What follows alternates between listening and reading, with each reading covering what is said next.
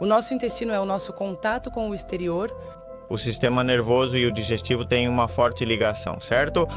Existe uma relação entre o cérebro central e o intestinal, uma alteração da microbiota. Não é por acaso. O intestino é essencial e se comunica de 3 formas, por gases e alterações na motilidade. O que é neurogastroenterologia? Abordagem de fatores neurológicos que afetam o sistema digestivo. Você percebe o aumento dos batimentos, sente um nó no estômago e pode ter diarreia. O paciente se sente atacado às vezes? A culpa é dos profissionais, não dos pacientes. Não acha? Faz? Crianças passam por isso também? Depende da pessoa. Isso é... O que chamamos de dispepsia funcional? Agora são chamados distúrbios de interação intestino-cérebro. Ao perder essa capacidade, surgem doenças digestivas do colágeno, fibromialgia e síndrome da fadiga crônica. Qual é o papel do nervo vago na saúde digestiva? Para mim, o nervo vago é... Se aprendêssemos um pouco a ouvir o que o nosso corpo nos diz, talvez não surgissem tantas patologias. Bem-vindos ao episódio 109 de Melhor que Ontem. A patologia digestiva, a sintomatologia digestiva, gera muita frustração, ansiedade e é extremamente prevalente na nossa sociedade. Os distúrbios funcionais digestivos, pouco conhecidos, também são imensamente prevalentes. E a especialista de hoje? A convidada de hoje é a doutora Beatriz Rodrigues. Beatriz Medina vai nos explicar como abordar essa patologia. Ela vai nos ensinar muito sobre patologia funcional digestiva. Ela é médica do aparelho digestivo com subespecialização em neurogastroenterologia, área pouco conhecida. O interessante sobre Beatriz é que ela também é formada em psicologia e ela tem muito interesse nessa abordagem integral da patologia funcional digestiva, que, como eu disse, é um tema muito importante. Quem nunca sofreu em algum momento da vida de sintomas digestivos e fez exames? O médico disse, está tudo bem, certo? Vamos aprofundar neste episódio. Beatriz, bem-vinda. Como você está? Muito bem, muito tranquila aqui com você. Fresquinha, né? Sim. Sim, porque está um calor. Genial, pois já te falei, já te disse fora das câmaras, mas esse assunto, tanto pessoalmente quanto profissionalmente, me interessa muito. Primeiro, porque é muito desconhecido e segundo, porque geralmente é colocado na gaveta, né? Costuma-se colocar aí na gaveta, trancar com chave, e isso não existe, mas existe porque vemos na nossa família amigos no nosso círculo próximo, não é? Sim. O problema é que eu acho que do lado médico é algo bastante complicado de abordar e também causa frustração no médico, porque é algo multifatorial, mas que está aumentando cada vez mais pelo tipo de sociedade que temos e pela forma como vivemos. Isso é outra coisa, que parte do que sentimos muitas vezes vem de como funciona a nossa sociedade e da sociedade que criamos. Tem uma frase que li no seu site de António Damasio que diz: o corpo sabe o que a mente ainda não percebeu, não é? Ah, sim, qual o significado dessa frase? Bom, eu sou muito fã do Antônio Damasio. Na verdade, tem uma palestra que eu dou por aí que se chama O Erro de Descartes, porque é o título de um livro dele. E ele faz muita alusão ao fato de que tudo está conectado, né? Que o que acontece no corpo também está na mente e vice-versa, né? Então, o que ele quer dizer com essa frase é que o nosso corpo, nossa parte visceral, se antecipa. Tem muito mais sabedoria em termos de resposta do que a nossa própria mente, que precisa processar e leva um pouquinho mais de tempo. Então, se aprendêssemos um pouquinho a escutar o que o nosso corpo nos diz, talvez não apareceriam tantas patologias, entre elas as digestivas, mas faz referência a isso. Muito bom. E o que é a neurogastroenterologia, que provavelmente nem mesmo entre médicos é muito conhecida? É a abordagem, como a palavra diz, de tudo que é neurológico e que influencia o sistema digestivo. Tanto o movimento, né, as secreções de neurotransmissores que são geradas, quanto patologias como os transtornos funcionais. A neurogastroenterologia abrange tudo relacionado ao sistema nervoso digestivo e central. É uma área ainda muito jovem e sobre a qual ainda há muito a ser explorado. Porque já damos a primeira mensagem-chave. Existe uma relação muito estreita entre o sistema nervoso e o sistema digestivo, não é? Sim? Bem, realmente existe uma relação estreita entre o cérebro central e o cérebro intestinal. Conte pra gente. O que é esse negócio de cérebro intestinal? Bem, Quando está muito na moda a frase da intestinalidade. O intestino é o segundo cérebro, mas não é metafórico. Realmente existe um cérebro no intestino, é exatamente igual a um cérebro. Ou seja, são plexos nervosos, né? São dois plexos nervosos que ficam entre as camadas musculares do intestino e funcionam exatamente igual ao sistema nervoso central. Não é o segundo cérebro, sempre digo que é o primeiro. Porque Filogeneticamente é mais antigo, ou seja, de certa forma, a sabedoria, a natureza disse. Ou considerou que era mais importante aprender a se nutrir e se desenvolver do que pensar, não é? Então, realmente é o primeiro, ou seja, é mais sábio filogeneticamente. O cérebro intestinal é mais antigo do que o neocórtex, que é a parte frontal, não é? A parte que nos permite planejar, fazer cálculos, pensar no futuro. provavelmente, se pensarmos em termos evolutivos, é isso que você disse. Primeiro, cérebro digestivo.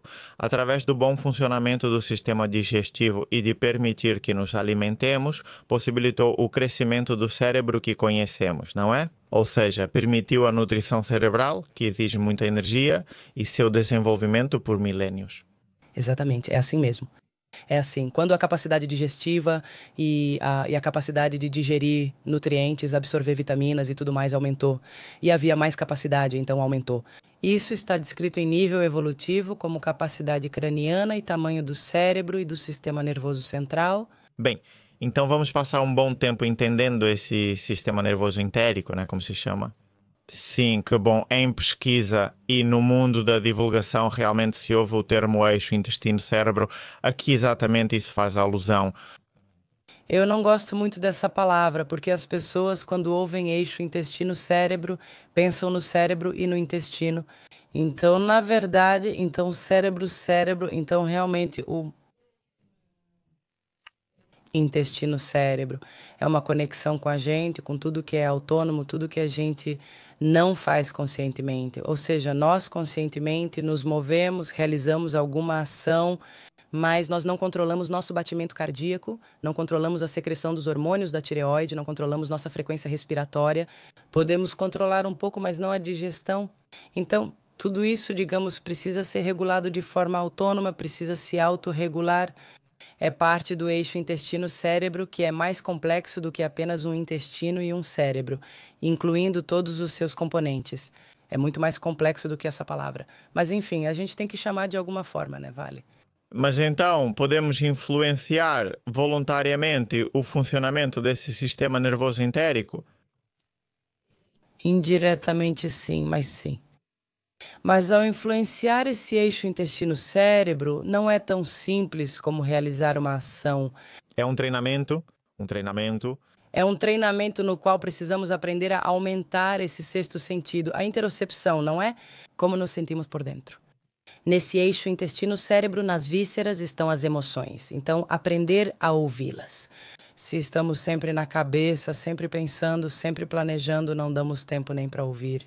Se queremos ir, vamos. Se temos fome, é o que acontece hoje. Então, é um treinamento em que você para e percebe. É como aumentar mais conexões, principalmente a partir do nervo vago, aumentar mais conexões, para você dizer, olha, estou sentindo um pouco de raiva, estou sentindo um pouquinho de medo. Olha, se acalma, você está muito acelerada.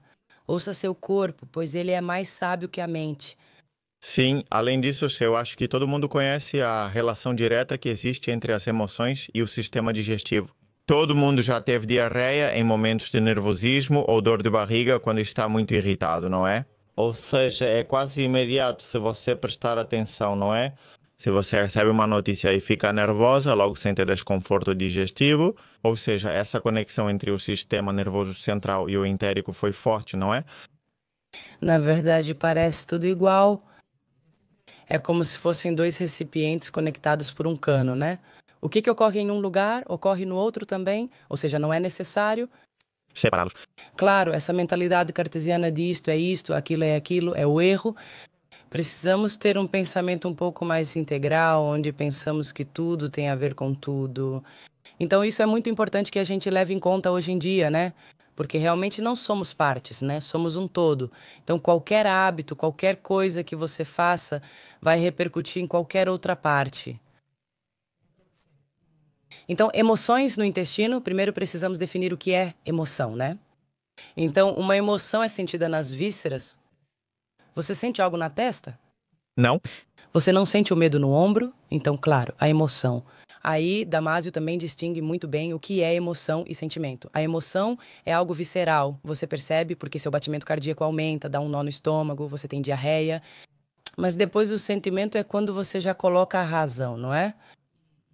Isso. Coloca em palavras, não é? Claro, você pensa um pouco e diz, acho que estou sentindo medo ou estou sentindo medo, mas por que estou aqui? Talvez eu me sinta sozinha por experiências passadas. Assim consigo refletir e falar sobre o sentimento. Mas, na verdade, as emoções são viscerais e o que a emoção busca é apenas a sobrevivência. Por isso, as emoções são universais. Que bom, quer dizer, é uma espécie de linguagem, né? Às vezes a gente não dá atenção para isso.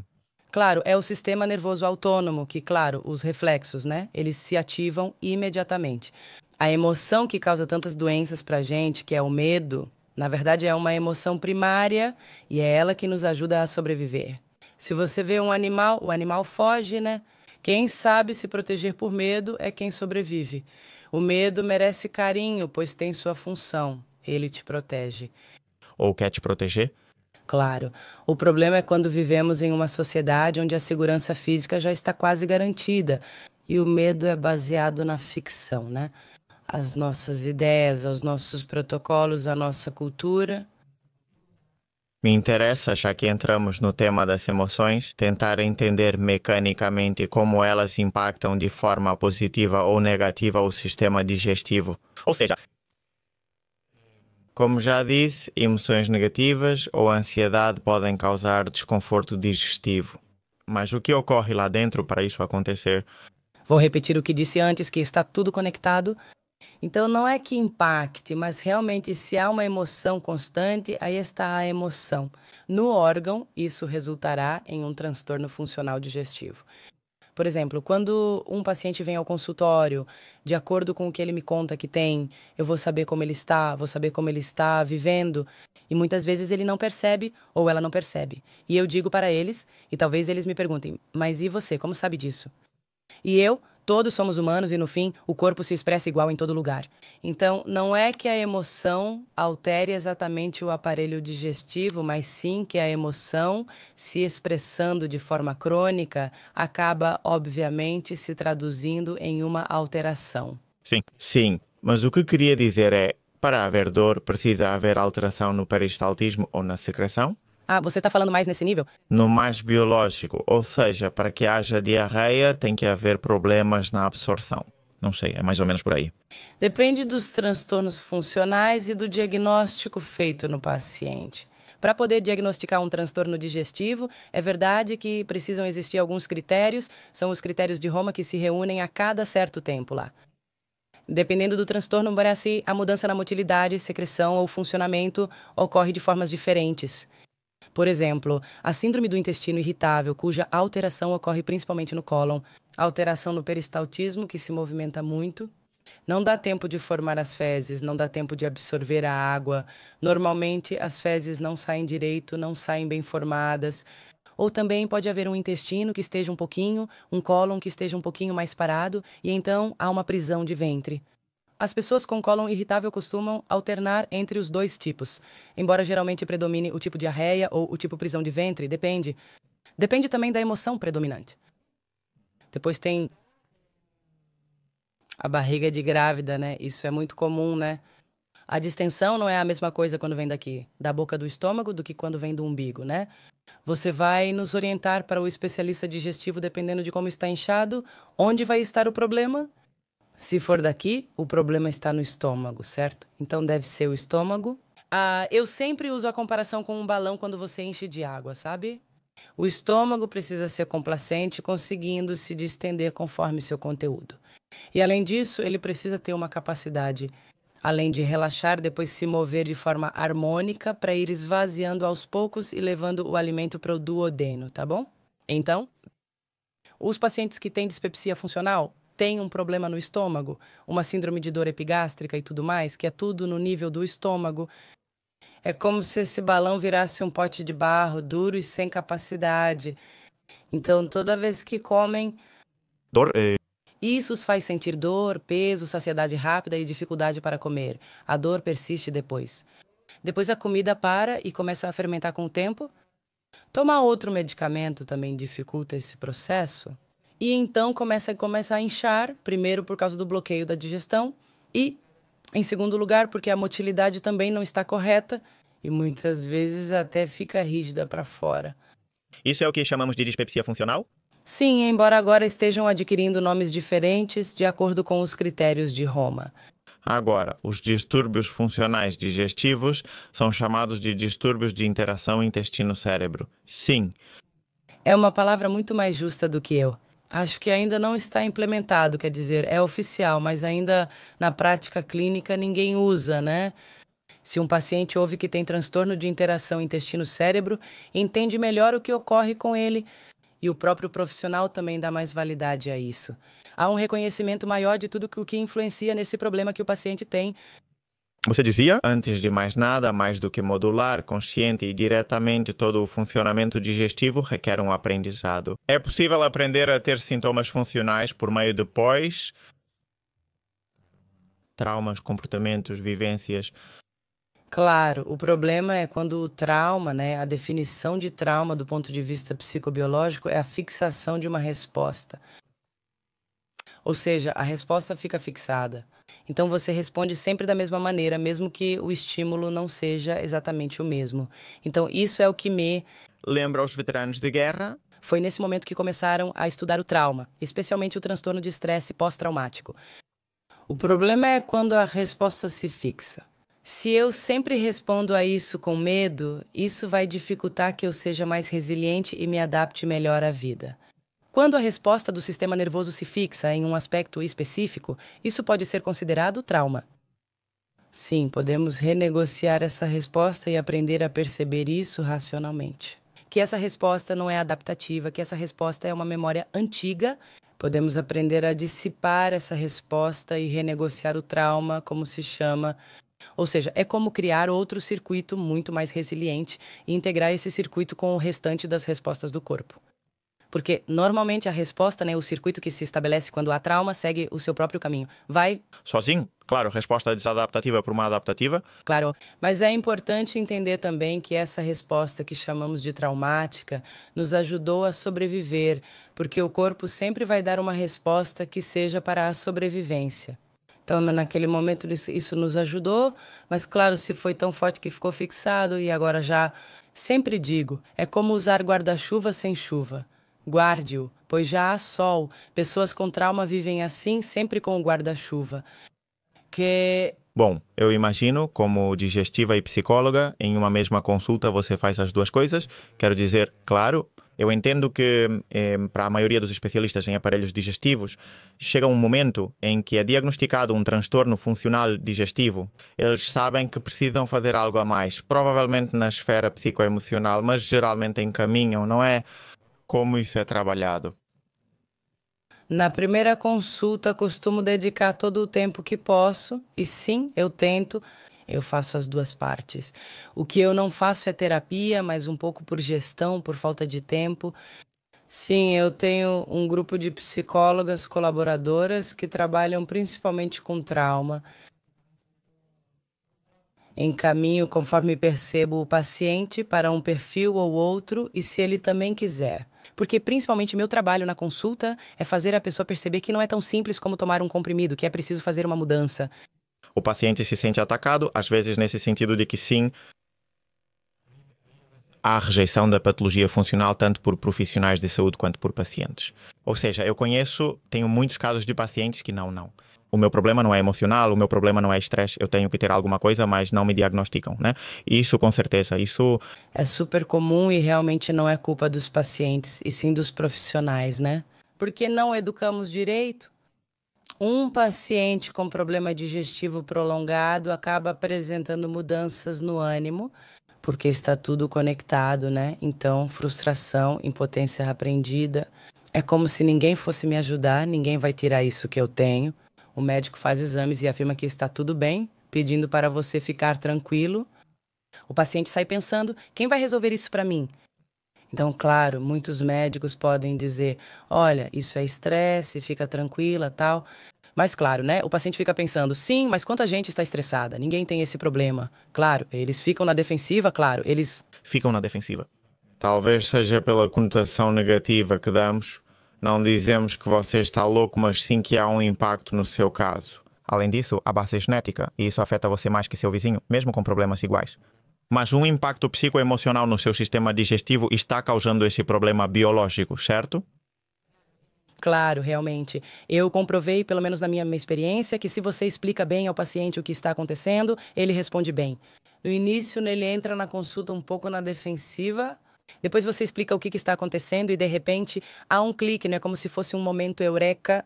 E ela diz, é verdade, porque realmente não é exatamente o estresse. Não é o estresse porque você... Quer dizer, não é o estresse.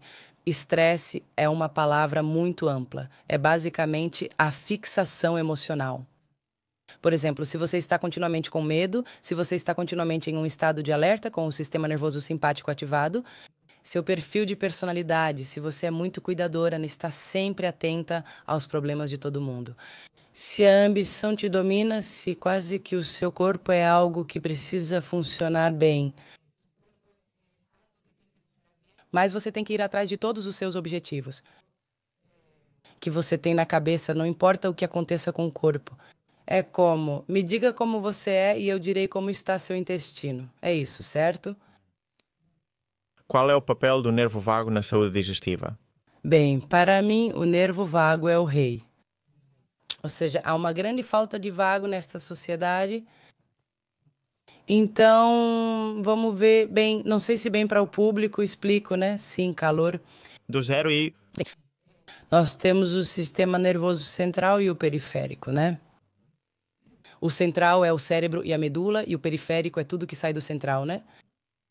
Mas dentro do periférico está o autônomo, e o autônomo é aquele que é autônomo, aquele que a gente não precisa pensar para que ele cuide do funcionamento do nosso corpo. Isso é uma grande vantagem evolutiva, pois se precisássemos pensar, não conseguiríamos. Agora tenho que encher a bexiga, agora tenho que... Então, o autônomo cuida de tudo isso. Então, né, o sistema nervoso autônomo se divide em dois, o simpático e o parasimpático. E, digamos, o principal representante do parasimpático é o nervo vago, o mais longo do sistema nervoso autônomo. Chama-se vago porque percorre várias áreas. Vago não é quem não faz nada. As pessoas não entendem. Não vai errando por tudo. Ou seja, ele vai para todo o nosso centro, né? Vai para os pulmões, vai para a tireoide, vai para a garganta, vai. Vamos lá a...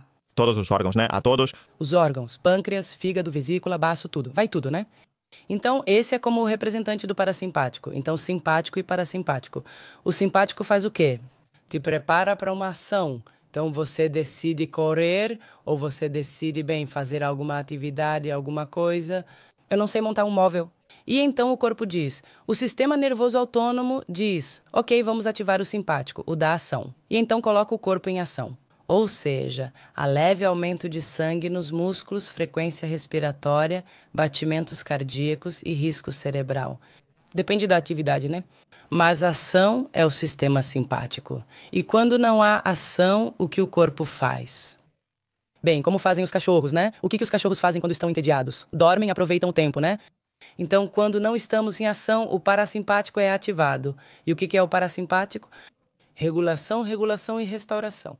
Ou seja, o corpo restaura tecidos e regenera células. E para comer, então, tudo o que seja restauração, dormir, a digestão, estar tranquilos em repouso, tudo isso e tudo que traz segurança é o parasimpático. Expliquei de uma forma um pouco radical, sempre no simpático há parasimpático e vice-versa, mas para que fique claro, é melhor pensar assim, entendendo que tudo é um pouco mais complexo. Então, claro, o nervo vago é o principal do que é o parasimpático. Então, imagina se você come rápido, correndo, porque precisa ir para algum lugar. Ou seja, seu corpo está no simpático. Mas o vago, que é quem precisa iniciar a digestão, não está tendo espaço. Então, como você vai fazer a digestão? Mal? Claro, adoro que você tenha dito que os cachorros aproveitam o tempo dormindo, porque acho que é isso que falta no nível de educação social. Parece que descansar é uma perda de tempo e eu adoro que você tenha dito que eles aproveitam o tempo, porque senão quando você recupera, regule seu corpo. Claro, não é só dormindo que a gente regula, até porque hoje em dia, para muitas pessoas, dormir é algo bastante complicado. Tem sono leve, dificuldade para dormir ou acordam cedo. Então, a restauração do corpo é tudo. É restaurar no nível de nutrientes, no nível dos tecidos, no nível de reparar a inflamação, no nível do sistema nervoso, mas também no nível de conexão social, de sentir segurança. Então, se nós temos uma conversa agradável, tranquila, suave, isso é vago, ok? O ramo ventral do vago é a conexão social. É o que nos torna seres sociais. É o que nos traz segurança e tranquilidade em comunidade. A conexão social ativa o vago. Que bom, o ramo ventral do vago é conexão social. Na verdade, quando você começa, você mesma já fez isso, não é? Quando eu cheguei aqui, você começou a falar comigo, tudo bem? Você estava cansada quando veio, isso é conexão social para... Relaxar o convidado. Claro, Exato. intuitivamente é Intuitivo, mas é a conexão social. Então, tudo o que envolve estar em comunidade, estar juntos sem precisar fazer algo, sem ter um objetivo, tudo isso também é considerado vago. sim. Quais estratégias podemos adotar como sociedade para melhorar o vago? Olha, se você perceber, a tecnologia ela fez parecer que estamos mais conectados, mas na verdade fisicamente não estamos. Ou seja, você pode ter, já que existe o WhatsApp, o Telegram, já que existem as redes sociais, você pode ter conexão com muitas pessoas e manter contato com muitas pessoas, mas a conexão não é totalmente real. Então, claro, como você tira disso? As pessoas se encontram menos, vivem menos a vida real, real com o corpo, é tudo aqui a partir da cabeça. Então, claro, o que podemos fazer falando do social para ativar o vago? Fazer mais coisas juntos. Como se fazia antes? É que estamos falando de 50 anos atrás. Nossos pais, os vizinhos, todos estavam juntos, iam todos juntos, o avô, o tio iam juntos nas férias. Ou seja, tudo isso se perdeu. Saíam para a porta de casa com a cadeira. Exato, para conversar sobre qualquer coisa. Olha, fica um momento com o menino que eu vou às compras e o menino conhece perfeitamente a vizinha e tudo mais. Ou seja, tudo era conexão social. Era uma vida em tribo, em questão de 50 anos, sim. E além disso, acho que a conexão digital substitui a maior parte dessa conexão. Se fizéssemos ambos, tudo bem, mas acho que as pessoas trocam a conexão real pela digital. E aí está o problema, não é? Claro, o que é mesmo? Olha, eu não sou contra a tecnologia. O que acontece é que é uma ferramenta tão poderosa que a gente não sabe usar. Então, ela é muito tentadora e muito conveniente. E a nossa sociedade que nos ensina a ser cada vez mais produtivos e a fazer tudo mais rápido, aí cumprindo metas, né? Quanto mais metas temos, mais dopamina e felicidade sentimos. Mas será que realmente é uma faca de dois gumes? Então, o que acontece com a questão das redes sociais, onde o corpo não está presente? O que favorece a dissociação? A dissociação explica o fenômeno? A dissociação é, veja, nossa cultura, nossa espécie como ser humano, como Homo sapiens, foi evoluindo cada vez mais para estar mais dissociada. A dissociação é a desconexão ou, explicando assim, mais ou menos? Sim. Simples. Como você basicamente a desconexão do corpo.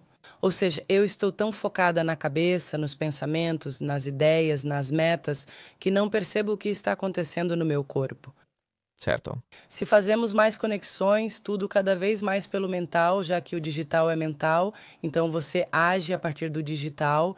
Você não sente o cheiro da pessoa, não a sente, não se conecta com ela no mesmo ambiente, não compartilha os mesmos ruídos que estão naquele lugar. Sim, ou seja, é só mental sem conexão corporal. Sim, isso estimula a ruminação e o esforço mental, dificultando estar presente no agora. Exato, não favorece o corpo. Não somos só cabeça, somos corpo e mente juntos. Se estamos dissociados, surgem mais doenças autoimunes e psicossomáticas. Por quê? Porque o corpo fala, você não sabe o que ele está dizendo. Vamos como uma galinha sem cabeça e aparecem. E são as doenças que estão surgindo, mas estamos indo a passos largos. Certo? Ou seja, vejo que primeiro contato social, precisamos de mais contato social, seja com amigos, família, como as pessoas preferirem. E depois, estar mais em contato com o corpo, estar mais em contato com suas emoções e sua visceralidade. Exato, precisamos de mais contato em geral, de verdade. Ou seja, com todos os sentidos, com os 5 sentidos e com o que o nosso corpo também nos diz. Ou seja, não é igual falar com você por FaceTime ou videochamada do que pessoalmente, né? Claro, estamos compartilhando, Está a mesma luz, está a mesma energia, digamos. Isso o corpo sente, sim. Ou seja, o corpo sente, mesmo que a gente não perceba. Mas é por isso que o Antônio dizia, a frase que você disse no começo, né? O corpo sabe o que a mente ainda não percebeu. Então, a calma, na tranquilidade que você sente quando vai, talvez, a um hotel ou a uma casa. Tudo isso, quem te diz, é a sua intuição, é o seu corpo que fala. Isso você não compartilha em uma videochamada. Então, a conexão social não é conexão social e sim conexão social, mas completa. Sim, sim, claro. Completa, presencialmente, onde eu possa te tocar, dar a mão e puxar você para lá. Claro, se eu estivesse com o celular vendo o WhatsApp agora, não é isso que buscamos, né? Claro, claro, sim, sim. Sim, conexão, valeu sim. Há outra estratégia eficaz em nível populacional para melhorar o tônus vagal? Bom, a segunda parte que não falamos, bom, eu não falei muito sobre isso, é a do corpo, a de escutar o corpo, né? É difícil ouvir o corpo.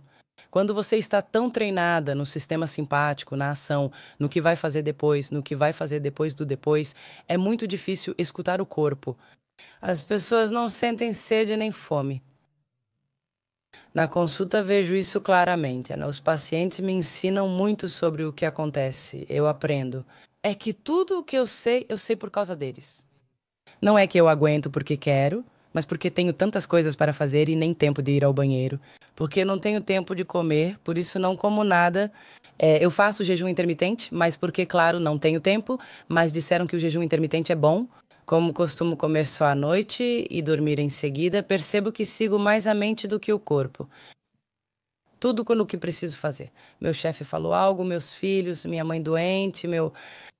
Ou seja, então ouvir o corpo, ele não é fácil, porque se você tem um treinamento militar, é quase como estar sempre no sistema simpático. Quando você vai parar, por exemplo, para se ouvir, por exemplo, meditando, não consegue. As pessoas não conseguem, ou seja, ficam nervosas, não consigo, você tem que meditar, tem que fazer yoga, não consigo. Não consigo, é que fico muito nervosa. Eu prefiro algo mais intenso, né? Eu prefiro algo mais. Já ouvi muito isso. Claro que não. Meditar me deixa nervoso, mas por que eles não param? Claro, mas quanto mais nervosa você fica, mais precisa disso. E todo mundo é capaz, todo mundo tem um sistema nervoso parasimpático, todo mundo tem um nervo vago, todo mundo é capaz de meditar, mas é preciso treinar. Então, quanto mais difícil, não significa que não conseguimos ou que não seja pra gente. É que você precisa treinar mais, mas quanto mais você treinar, mais saúde você vai ganhar. Sugere meditar 5 minutos diários para a maioria. Seria positivo tornar isso obrigatório para todos? 5 minutos para começar? Bom, é preciso começar por algum lugar. Precisamos dedicar mais tempo ao nosso corpo. O problema é que achamos que o corpo vai estar sempre ali, não sei como, a nosso serviço, e o nosso corpo somos nós também. Não está aqui para nos servir.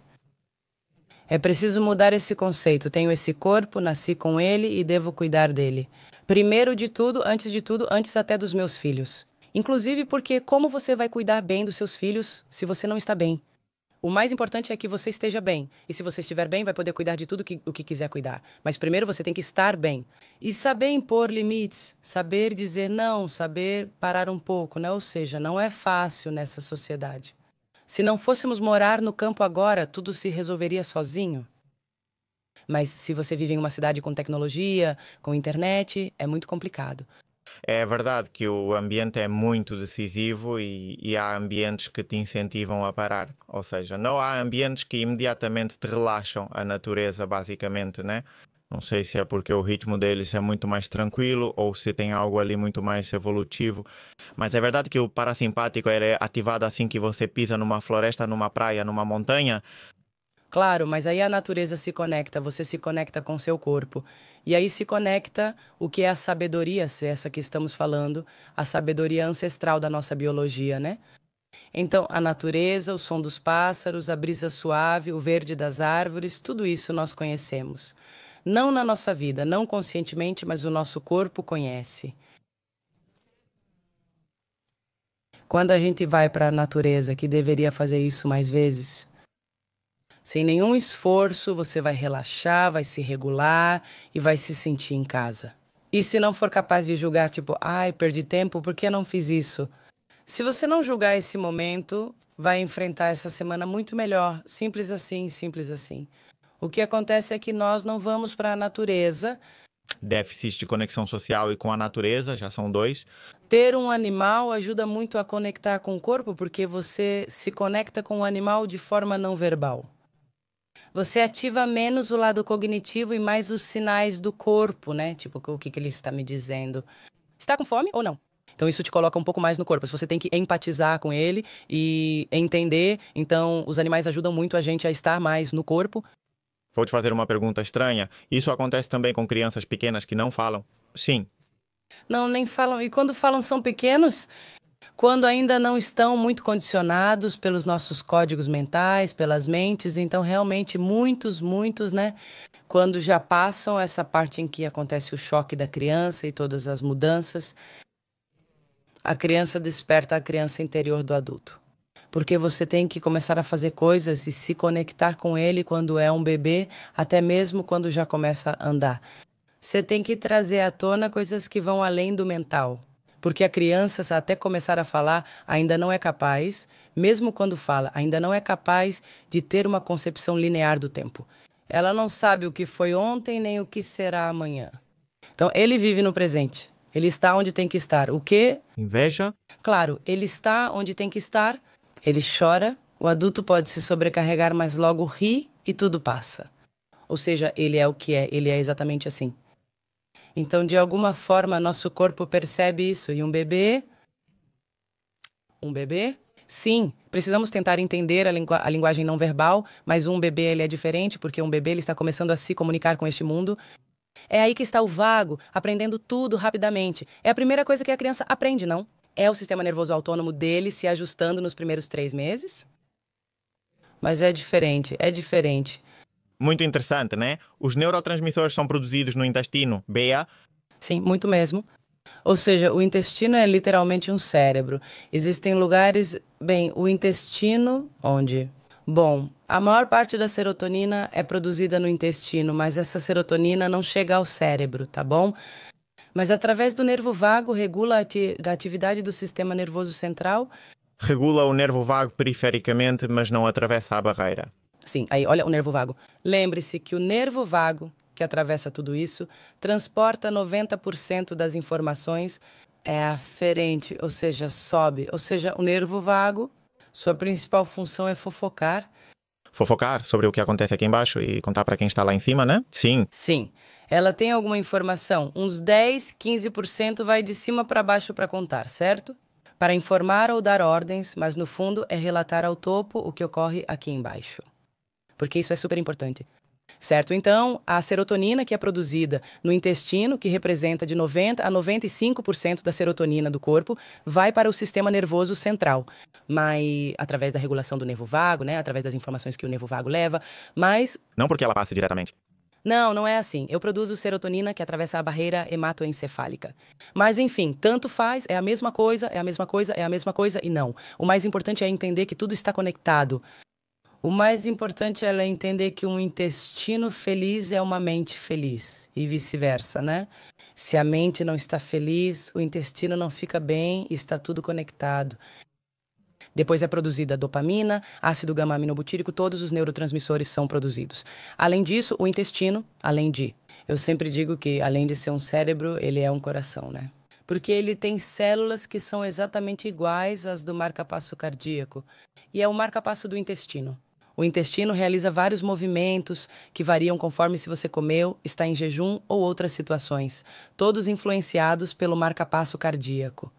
Ramon e Cajal dizia que eram neurônios e eram a exceção à regra. Mas depois, mais adiante, viu-se que não, que eram células musculares que estavam unidas pela junção comunicante. As estreitas, né? Sim, valeu. Também se fala muito sobre o intestino permeável, né? A permeabilidade intestinal. Que papel ela tem aqui? Bom, qual é a relação? Bem, os transtornos funcionais que você trata com essa permeabilidade intestinal e com a microbiota, por exemplo. Vamos ver, realmente. Antes não expliquei o eixo intestino-cérebro, mas como você citou a microbiota, vou contar agora.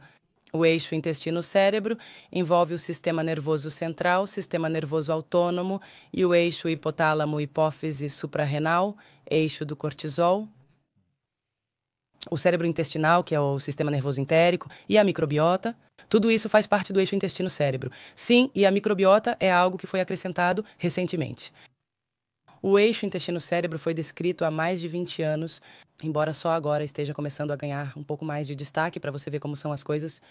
E a microbiota é o último componente a ser acrescentado devido à influência que tem na elaboração de seus componentes e na regulação do sistema imunológico no eixo intestino-cérebro. Então, sei o quê? Então, a permeabilidade do intestino. Vamos ver como eu te explico. Você não come coisas estéreis, né? Não. Tem toxina, então nosso intestino é o nosso contato direto com o exterior. E ainda por cima ele precisa ser permeável para que os nutrientes possam passar. Então, imagina como é difícil para ele, né? Porque ele tem que decidir. Você sim, você é um nutriente. Bom, você não, você é uma toxina, você é um vírus, você é um... Então, ele precisa ser permeável, mas com uma permeabilidade equilibrada, não demais, claro. Se for muito permeável, aí temos um problema. Então, o sistema imunológico, onde há mais células imunológicas, é no intestino. Por isso mesmo, porque na verdade a pele é uma barreira, mas as coisas não penetram tanto pela pele quanto pelo intestino. E ainda assim também tem células imunológicas, claro. Claro, porque é por isso que também usamos cremes e tratamentos tópicos, né? Mas não é tão permeável quanto o intestino. Então, claro, quanto mais longo é o intestino, mais a permeabilidade necessária torna o sistema imunológico crucial no aparelho digestivo. Metros de intestino nós temos. Depende da pessoa, mas uns 7, 8 no total, sim, que... É uma alfândega muito longa, né? Sim, as pessoas...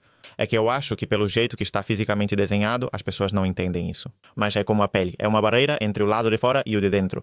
Sim, e além disso, você tem que levar em conta que ele é muito mais extenso do que a pele. Ou seja, se a gente pegar, porque o intestino, mas o intestino tem vilosidades, Velocidades e... além disso, vilosidades nas vilosidades. Se a gente esticar, é muito mais extenso do que a nossa própria pele. Imagina tudo o que o intestino capta do exterior, ou seja, o nosso intestino, sabe? Agora mesmo eu vim aqui das Canárias para Málaga, né? E então meu intestino já sabe que eu não estou em casa, que aqui tem outro ambiente. No ar tem outra comida, outros óleos, outras toxinas, outras bactérias. Ou seja, o intestino sabe o microcosmo que existe lá fora, porque ele detecta isso com o alimento e com tudo o que tem no alimento. E como é esse? Ou seja, qual é o papel da microbiota na regulação desse sistema imunológico tão abundante no sistema? Claro, a questão é que a microbiota e o sistema imunológico intestinal formam meio que uma equipe de trabalho em conjunto, né? Então é como se o sistema imunológico, no sistema imunológico intestinal, precisasse ser estimulado, porque se não for estimulado, pode ser que haja... Falhas. Na verdade, há estudos que mostram como em países subdesenvolvidos não existem doenças autoimunes. Não existem doenças inflamatórias intestinais como Crohn, colite ulcerativa. Não existem. Isso se deve ao sistema imunológico estar muito ocupado, certo? Ele tem tempo para isso? Para fazer besteiras e nos atacar, né? Sim. Então existe o sistema imunológico digestivo. E a microbiota está ali como para dizer, olha, nós estamos aqui desde o início do nascimento. Você já nos conhece, sabe que somos boas. Então eu vou te ajudar a dizer o que é ruim e o que não é bom. Ou seja, o que é bom, ruim ou tóxico, não é? Então é como se você tivesse uma microbiota correta, né? Uma microbiota em equilíbrio. Essa microbiota é como se fossem os guerreiros do intestino, né? Eles estão ali, primeiro que não vão deixar passar qualquer outra bactéria, não vão deixar que ela fique aqui. Bom, sei lá, uma bactéria que seja ruim, né? Não vai deixar ela passar. Se você tem um bom exército, vai dizer, aqui não tem espaço, vai embora. Por isso, algumas pessoas comem a mesma tortilha com salmonela na mesma quantidade e nada acontece. E com outros, sim. Então, depende da microbiota e da barreira. Mas, além disso, essa barreira, essa bactéria, ajudam a produzir certos precursores para neurotransmissores, certos neurotransmissores e também a produzir vitaminas. Ou seja, nutricionalmente ele está melhor. É uma simbiose, é como se a microbiota fizesse a função de sistema imunológico, mas também de digestão. Sem determinadas bactérias intestinais, não poderíamos digerir certas coisas. É como uma simbiose de muitos anos atrás. Não preciso de todas as enzimas, pois já tenho a microbiota aqui. Claro, ou seja, ela exerce funções do sistema imunológico e também funções de absorção, ou seja, do sistema digestivo. Sim, e neurológica, porque ajuda. Se você tem uma microbiota ruim, se você tem uma microbiota que produz determinadas toxinas, determinados componentes, você pode perceber. É muito perceptível nas pessoas com supercrescimento bacteriano do intestino delgado e esse tipo de coisa, elas sentem muita névoa mental, ficam muito confusas por causa desses produtos que essas bactérias produzem e essa alteração na permeabilidade intestinal e essa alteração na motilidade digestiva e tudo mais. Certo, então a permeabilidade intestinal é a situação em que há mais permeabilidade do que o saudável e entram coisas que não deveriam. Exato. E a permeabilidade, não só no nível da inflamação das células do intestino que deixam passar mais, mas também porque a barreira imunológica não está muito atenta e a microbiota não está nas melhores condições. Ou seja, tudo isso parece alterar e favorecer uma permeabilidade intestinal aumentada ou inadequada. Isso aumenta a inflamação. E os problemas sociais? E tudo por causa disso. Os problemas digestivos têm relação com as enxaquecas, com as dores articulares, com os distúrbios do sono e com os transtornos de humor. Tudo está interligado. Veja um exemplo sobre a permeabilidade intestinal. Fica super claro que me chama muito a atenção os pacientes com cirrose hepática, ou seja, os pacientes que têm um fígado que já quase não filtra mais nada. Claro, o que eles têm alterado é essa permeabilidade, ou seja, o que está alterado é o filtro do fígado, né? Então, mesmo que eles tenham a permeabilidade intestinal mais ou menos boa, claro, como isso não filtra, eles acabam se intoxicando, né? Então, quando um cirrótico, né, um paciente com o fígado que não funciona, entra em encefalopatia hepática, isso significa que o paciente parece estar bêbado, fica como se estivesse bêbado, né? Ou seja, se comporta como um bêbado, faz coisas. Uma vez um deles incendiou o hospital, quer dizer, o andar do hospital, enfim, de tudo, de tudo. Ou seja, é como se estivesse fora de si, né? Então ela entra em um estado de encefalopatia hepática, que é um estado neurológico. Existem vários graus, primeiro tremor, depois outras coisas. E você sabe qual é o tratamento? Exame? Colocar um enema para eliminar o cocô e um antibiótico intestinal para tirar essas bactérias e eliminar essas toxinas. Essa Estriaçona, né? não é o Piraxim? Ah, Beleza. só por precaução. A estriaçona não é ruim, é só protocolo.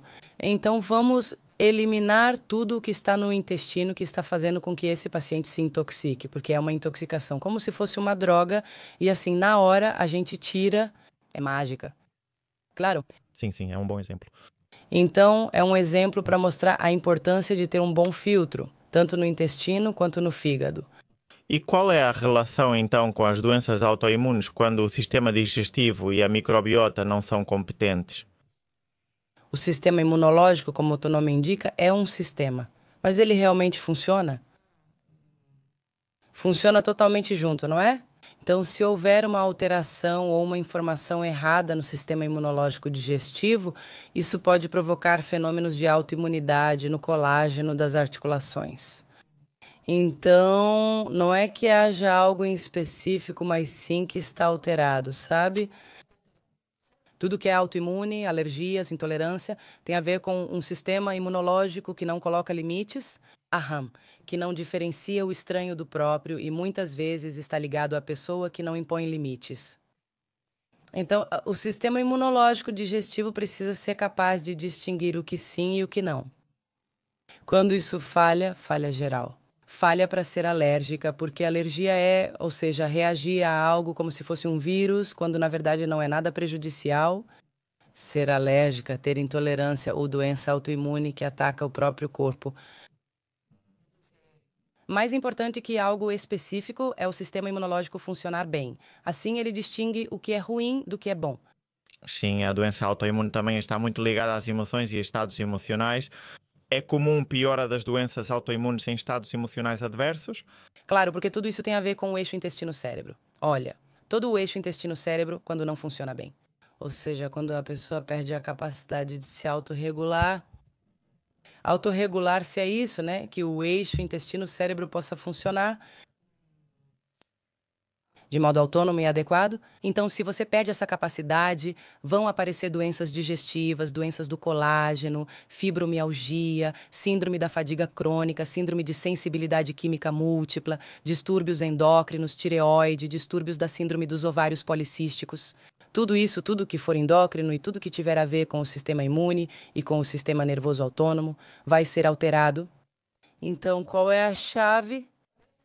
Buscar a coerência, ou seja, criar o estado no corpo em que ele saiba se autorregular. Ou seja, que apesar do que aconteça lá fora, você permaneça imperturbável. Ou seja, acontece algo, eu me regulo, me adapto e continuo com o que é meu. Ou seja, que o corpo seja resiliente e que mantenha sua homeostase interna, independentemente do que aconteça lá fora. O que acontece se nós estamos fixados em algo? Estamos sempre alertas e com medo. Se uma emoção ficar fixa, esse eixo não se regula.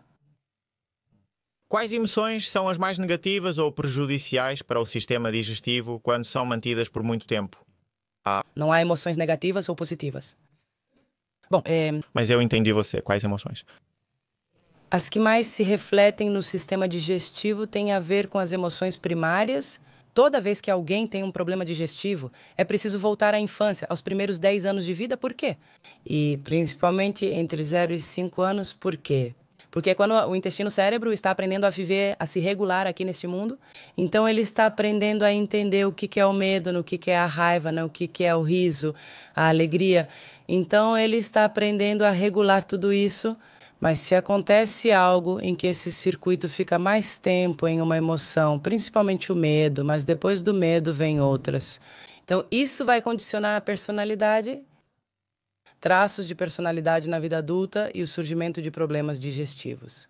Então nós depois como adultos, ao ter um problema digestivo, em vez de ficar brava com o intestino e dizer isso nunca vai passar, é preciso perguntar o que você quer dizer.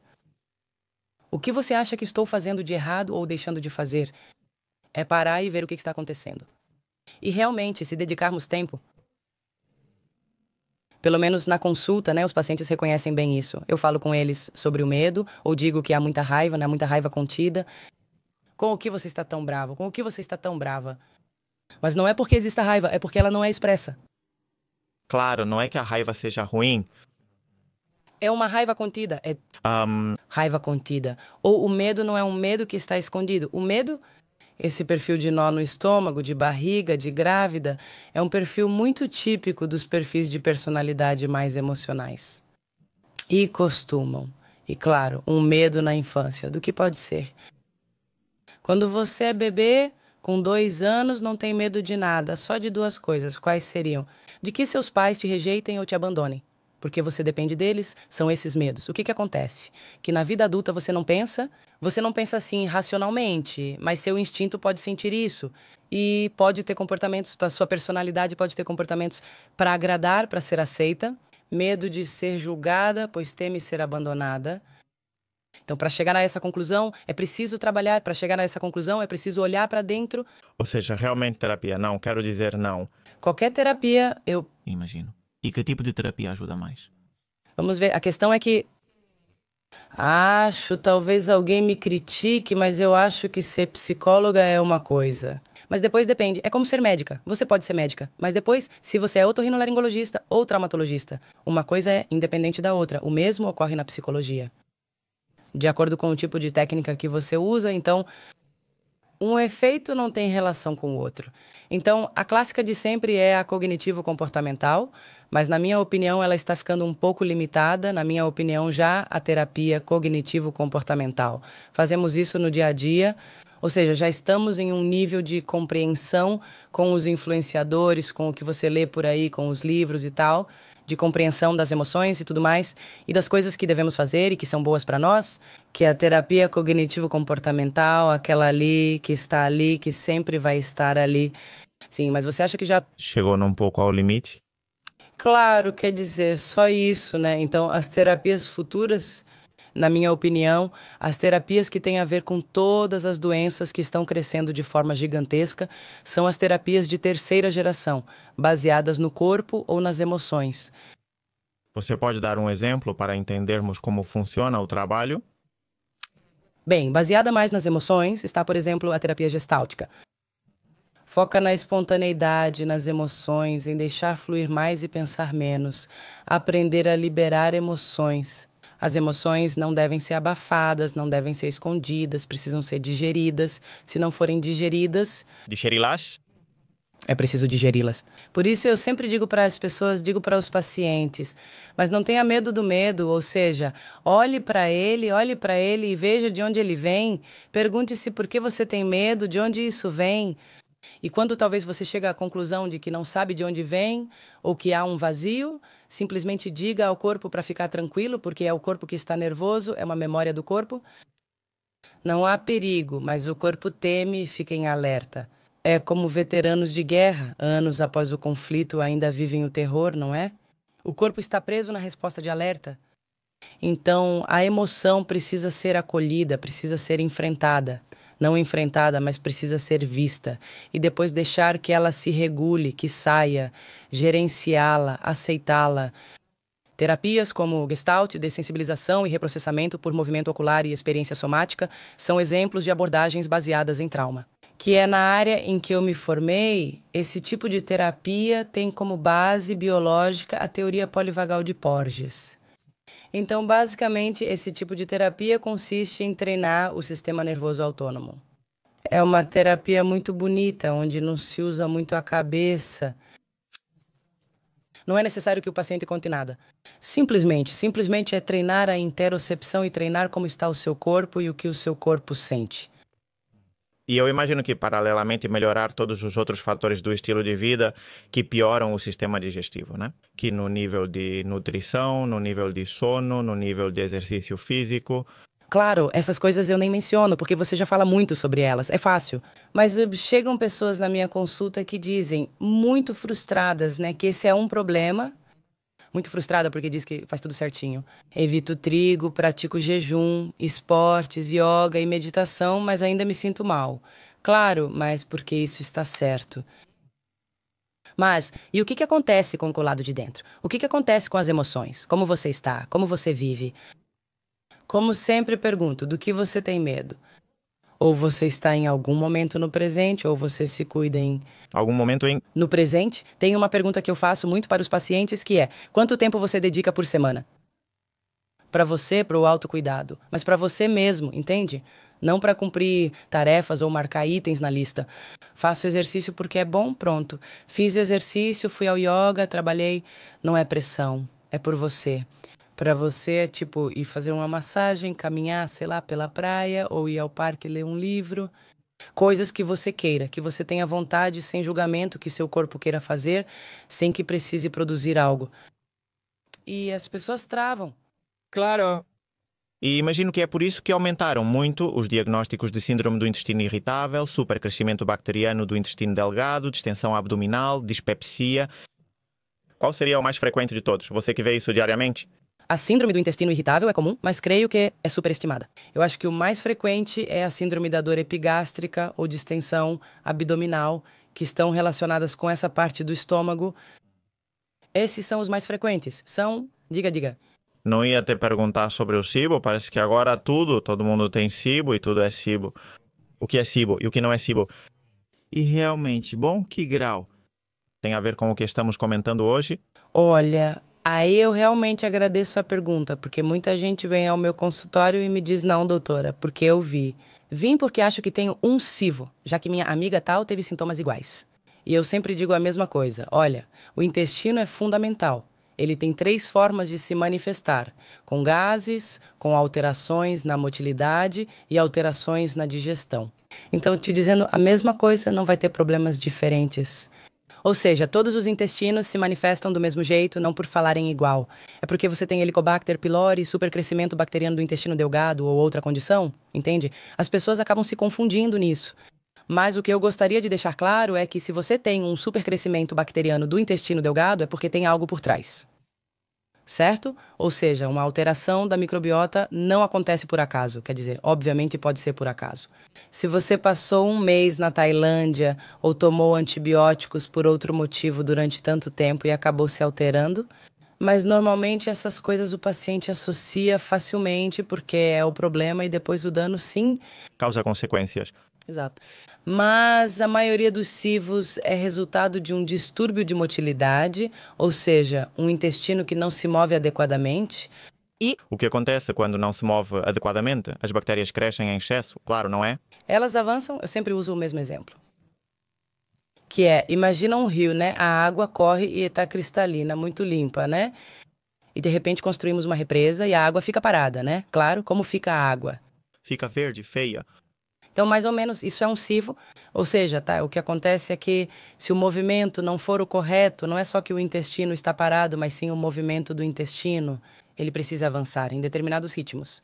Então, que ele vá para frente, depois tenha uma onda que vá para trás ou que fique distendido e pare. Ou seja, são muitas coisas, muitos distúrbios da motilidade que fazem com que haja um civo.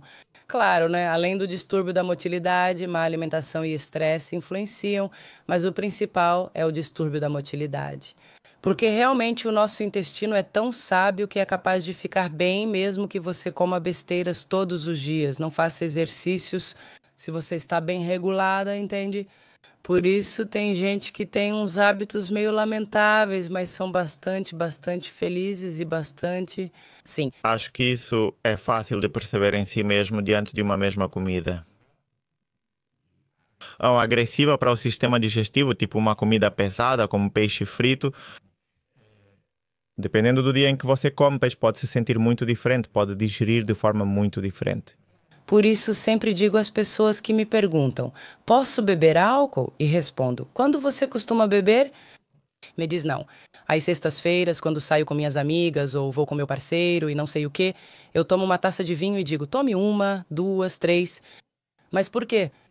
Porque está em conexão social, relaxado e feliz. Já trabalhei, agora descanso sem saber até quando, tranquila como na liberdade. Então faz mais bem esse momento, se permitir esse momento, do que as taças de vinho. Então aí é preciso observar. E uma pessoa que está sempre com o relógio, olhando para o relógio, tudo o que ela tem que fazer. Quando ela dedica algumas horas para não pensar, para não impor regras a si mesma, para ser livre, isso é algo que se agradece. Sim, É também o contexto em que ela recebe esses alimentos. claro. E depois, dependendo de como você está, se você passou uma semana muito nervosa por alguma coisa, tem um projeto, tem não sei o quê, ou aconteceu algo, você não vai tolerar as mesmas coisas. E então, claro, A prisão de ventre pode ser uma patologia funcional? Sim. a prisão de ventre faz parte dos distúrbios funcionais digestivos ou distúrbios do eixo intestino-cérebro. E, claro, é muito mais comum em mulheres e é uma prisão de ventre crônica sem nenhuma causa que a explique. Há alguma explicação psicoemocional, padrão de personalidade ou algo que você observa nos seus pacientes que possa comentar? Prisão de ventre funcional está relacionado? Olha, a prisão de ventre, que é muito mais comum em mulheres, tem muita relação também com a parte hormonal, certo? Sempre que há uma mulher com prisão de ventre, é preciso perguntar sobre isso. Bom, eu sempre pergunto, né? Mas aí, com mais insistência, se ela teve filhos, se não, como são as menstruações dela, se são regulares, se tem síndrome pré-menstrual afetiva, se não tem, tudo isso, né? Essa parte influencia muito em tudo hormonal e sexual, né? Hormônios sexuais influencia na prisão de ventre, mas também a prisão de ventre costuma ser típica de perfis de personalidade que controlam muito. São pessoas que controlam muito as emoções. Eu sempre digo, imagina espirrar com os olhos abertos. Não dá. Seus olhos saem das órbitas, os olhos das órbitas, não, sim. Então, se você tem uma emoção e a controla, ou seja, se você está sempre controlando o que sente no seu dia a dia. E você está sempre colocando a máscara ou o disfarce do que você precisa fazer para que tudo fique bem, provavelmente você tem uma tendência maior à prisão de ventre. Bem. Muito típico de mulheres. Sim, lembro da estatística. Era cerca de 9 em 100. Sim, mais ou menos assim. Isso, Bem, em nível de fazer o bem, eu sei que seus pacientes, aqueles que não têm consciência dessa relação entre o emocional e o digestivo, vão te pedir soluções. Vão te pedir, um probiótico, Em que caso pode estar justificado dar um probiótico? Que tipo de probiótico ajuda? Não? bom, vamos ver, claro. Primeiro, é preciso ver o que está acontecendo com o paciente. O mais importante é entender bem o que está acontecendo com ele e tentar compreender o que está ocorrendo. Não só o que ele ou ela diz, mas também o que ocorre com o corpo. Muitas vezes o paciente acredita em algo, mas ocorre outra situação. Mas uma vez que você já tenha isso mais ou menos claro, o que eu faço é tentar ajudar. Porque, obviamente, se você ajuda a partir daqui, essa pessoa vai ter mais força, né? Para enfrentar o que ela precisa enfrentar. Primeiro vejo o que tem, depois ajudo. Mas a parte mais importante que está no meio é psicoeducar o paciente e dizer a ele qual é a parte que ele precisa fazer. Porque de que adianta eu te dar o que eu for te dar? Se você vai continuar comendo em 5 minutos em pé enquanto leva seu filho para a creche ou dirige, não sei quanto tem. Ou seja, normalmente eu faço com que o paciente tenha consciência ou tento fazer com que ele tenha consciência. Se ele quiser ter, é ele quem decide. E eu ofereço ajuda, né? Ajuda. Algum tipo de terapia para poder aprender a regular esse eixo intestino-cérebro e que haja um pouco de consciência de que o seu corpo também é você e olhar para o corpo, né? Na consulta, ajudo conforme o problema da pessoa.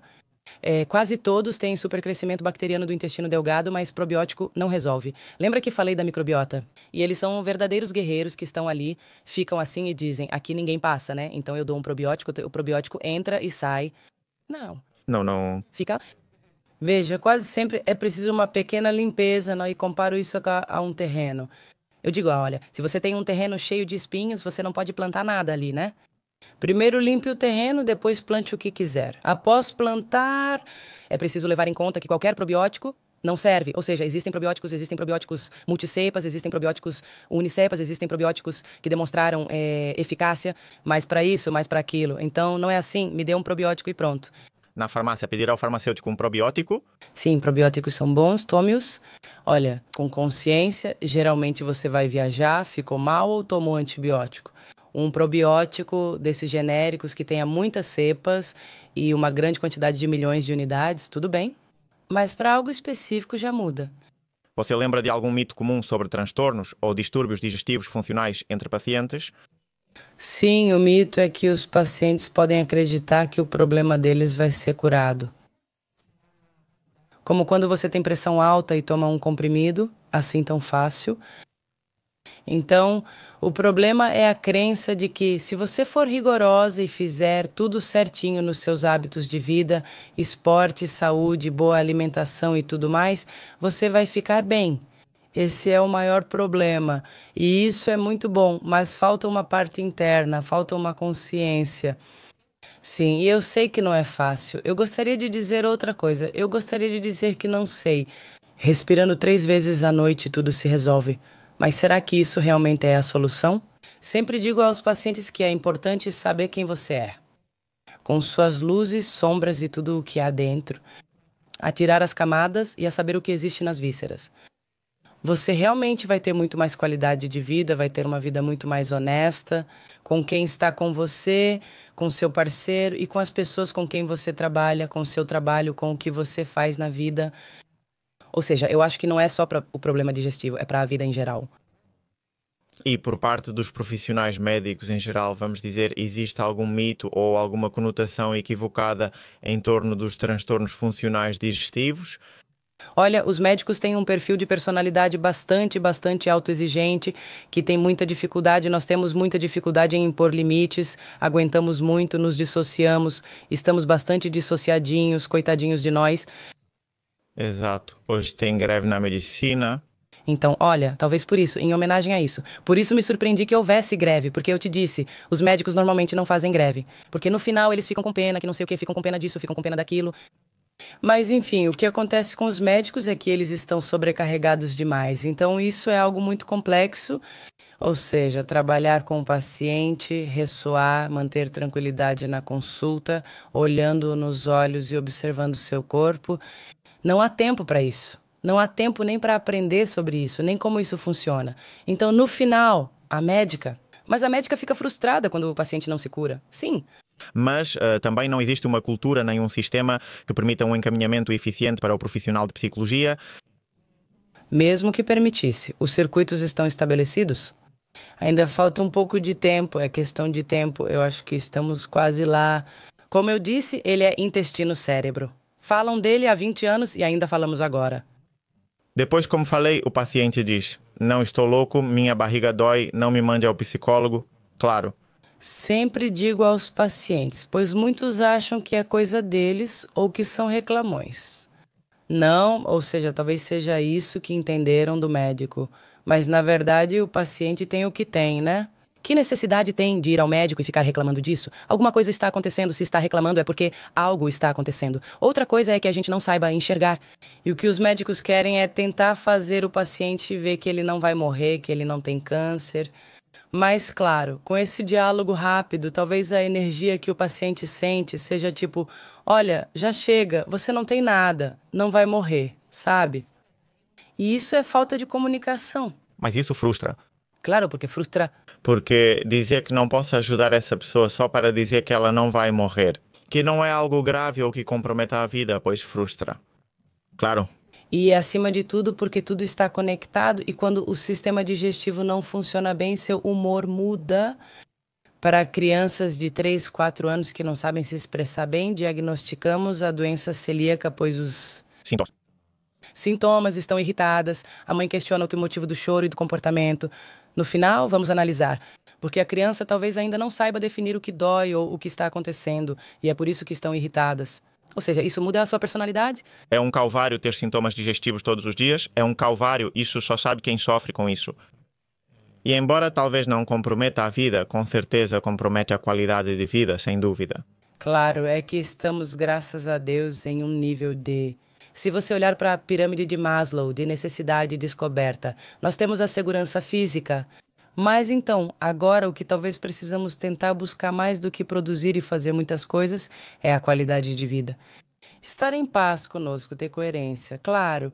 Para ir encerrando e como introdução, por exemplo, um paciente que tem essa problemática e está buscando ajuda, já que você se dedica a isso, no que você faz. Quais seriam 3 recomendações iniciais que você daria para uma pessoa que está nos ouvindo? Sintomas digestivos, funcionais ou não, em qualquer lugar do mundo, devem ser investigados. Como começaríamos? 3 coisas. 3 ou quantas você quiser. Bom, vou deixar de lado toda a parte de comer, porque acho que isso já está claro, todo mundo já sabe, mas eu diria primeiro que comam devagar e com calma. Prefiro que o que comam não seja talvez o ideal, mas que comam devagar. Saudável, mas se comerem com calma, sem olhar o celular, sem checar o e-mail, sem fazer outras coisas, se comerem tranquilos e mastigando bem, é muito melhor para ativar o nervo vago. Eu sempre digo, o estômago não tem dentes. Os dentes estão na boca e precisamos comer devagar para que o corpo não interprete que estamos em alerta e em modo de luta ou fuga, mas sim que estamos tranquilos. Então, essa é a primeira. Comer devagar e com tranquilidade, tá bom?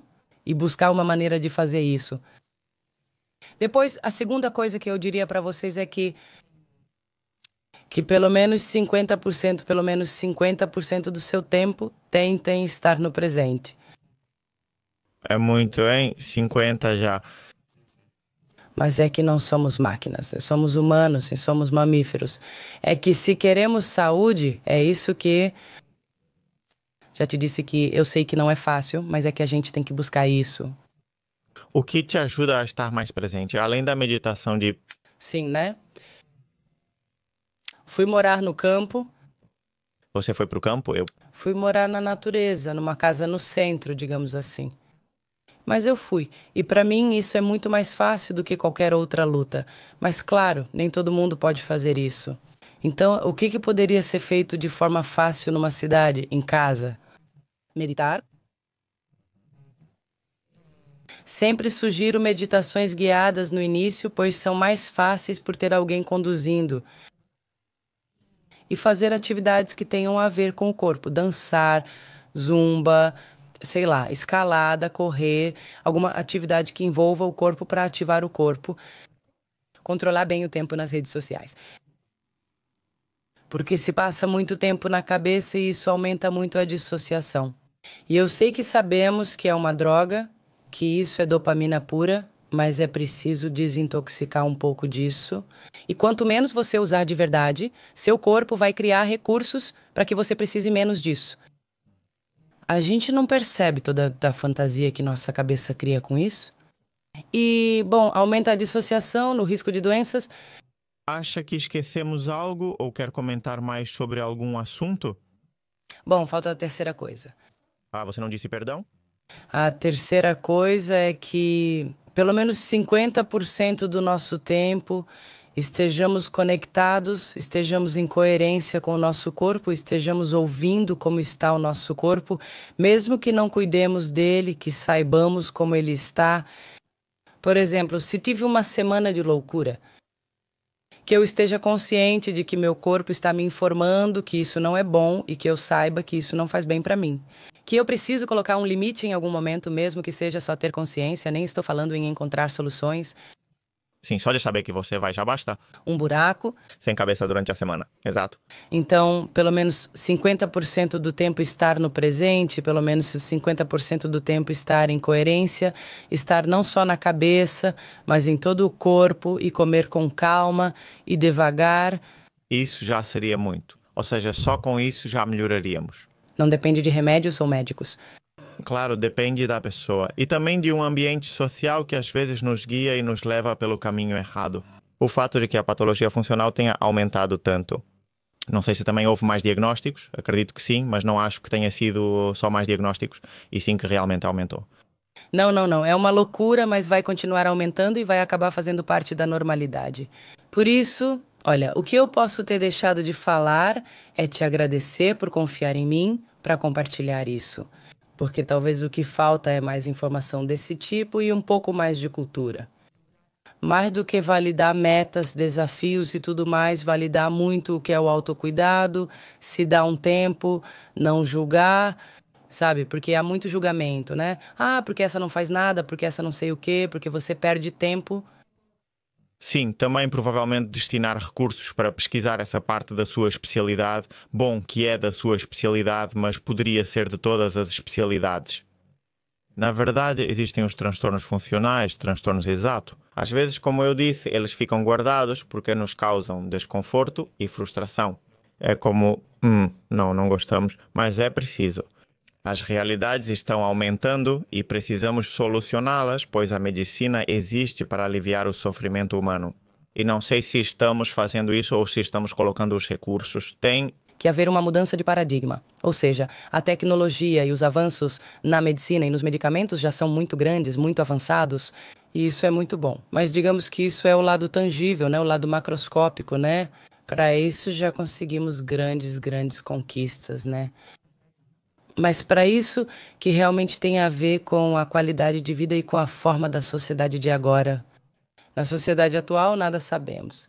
Então, a sociedade manda no que a medicina tem que pesquisar. Então, se as sociedades percebam o que falamos antes, 100 anos atrás não havia tecnologia, o que é uma loucura. Mudou muito? É rápido demais, o cérebro explode. É normal não se adaptar. Então agradecemos enormemente pelo seu tempo, primeiro por ter viajado até aqui para nos contar tudo o que você sabe, que é muito. Seus pacientes certamente te ouvem encantados e agradecem. Muitas pessoas vão te conhecer e podem pedir sua ajuda. Então agradecemos de coração pelo seu tempo e por uma conversa tão honesta e tão direta. Obrigada a você e a todos os pacientes que foram meus maiores professores. Genial. Bem, sinta-se em casa e quando quiser pode voltar. Obrigada. Episódio 109 de Melhor que Ontem. Espero que tenha sido útil para você. Se foi útil, compartilhe. Você ajuda muita gente com essas informações. Nos vemos no episódio 110. Abraço e seguimos empoderando. Obrigado.